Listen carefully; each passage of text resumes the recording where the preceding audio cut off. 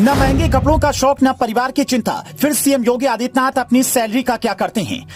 नाश्ते में दलिया, दोपहर में मट्ठा, रात में दाल रोटी सब्जी और एक गिलास दूध, यही सीएम योगी की डाइट है। ना आईफोन, ना नोकिया, इस कंपनी का फोन यूज करते हैं सीएम योगी। सिर्फ 12,000 रुपए है उसकी कीमत।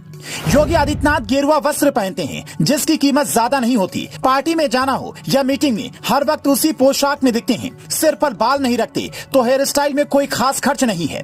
सन्यासी होने की वजह से दुनिया की मोह माया से मुक्त हैं, तो घर परिवार का भी खर्चा नहीं है। यहाँ तक कि लंबे वक्त बाद घर भी गए तो किसी को कोई महंगा गिफ्ट भी नहीं दिया। फिर आप सोच रहे होंगे कि सीएम योगी अपनी सैलरी का क्या करते हैं? पीएम मोदी की तरह वो खुलकर दान भी नहीं देते तो पैसा जाता कहाँ है? तो इस सवाल का जवाब आपको अगले 60 सेकंड में मिलेगा।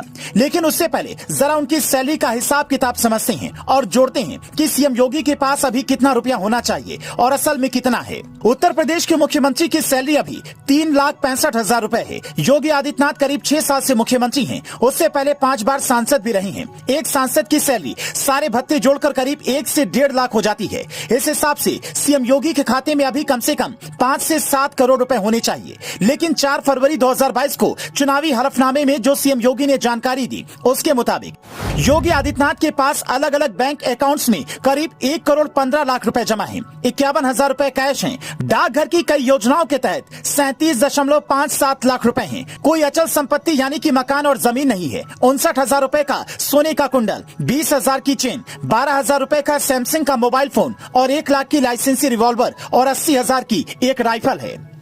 अब यहाँ पर समझने वाली बात यह है कि योगी अपना पैसा कहीं निवेश भी नहीं करते। पीएम मोदी की तरह खुलकर दान भी नहीं देते। जैसे मोदी अगर कहीं दान करते हैं तो खबर आती है, तो फिर योगी आदित्यनाथ अपनी सैलरी का क्या करते हैं? इसका जवाब उन्होंने खुद एक इंटरव्यू में दिया था। सीएम योगी बताते हैं, मैं वेतन के रूप में जो भी पैसा लेता हूँ उससे जरूरतमंद लोगों की मदद में खर्च करता हूँ। जैसे जनता दर्शन कार्यक्रम में जो लोग मुझसे मिलने आते हैं उनमें से कई लोग ऐसे होते हैं जिनकी सरकारी स्तर पर मैं मदद नहीं कर पाता, तो उन्हें मैं पैसे से मदद देता हूँ। किसी को इलाज के लिए, किसी को फीस के लिए पैसे चाहिए होते हैं, लेकिन मैं कभी इन बातों का जिक्र नहीं करता।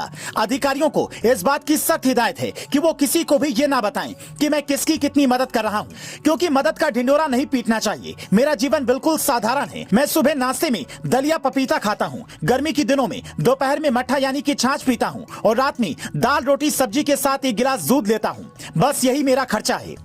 अब कई लोग कहेंगे हम कैसे मान ले, तो इसका भी एक किस्सा आपको सुनाते हैं। ये बात साल 2015 की है, जब योगी आदित्यनाथ उस वक्त गोरखपुर से सांसद थे। गोरखपुर मंदिर में लोगों की समस्याएं सुन रहे थे। तभी 9 साल का एक बच्चा उनके पास आया।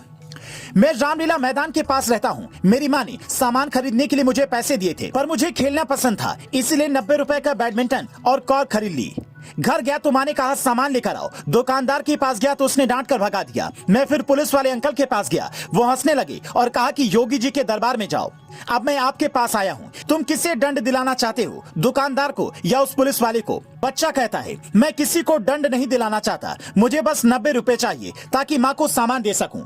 तब योगी ने उस बच्चे को 90 रुपए अपनी जेब से दे दिए और वो बच्चा खुशी खुशी चला गया। अब इस तरह की मदद सरकारी स्तर पर तो नहीं हो सकती। ऐसे कई किस्से सीएम योगी की जिंदगी में हुए जहां 90 रुपए नहीं बल्कि हजारों की मदद की बात आई। इसलिए सीएम योगी के पास आज ना तो आलीशान घर है ना ही जमीन। अगर अखिलेश यादव की संपत्ति से सीएम योगी की तुलना करें तो अखिलेश के पास योगी से 27 गुना ज्यादा की संपत्ति है। तभी तो कहते हैं सन्यासी होना हर किसी के वश की बात नहीं है। ये किस्सा सुनकर आपको कैसा लगा, हमें कॉमेंट करके बताएं।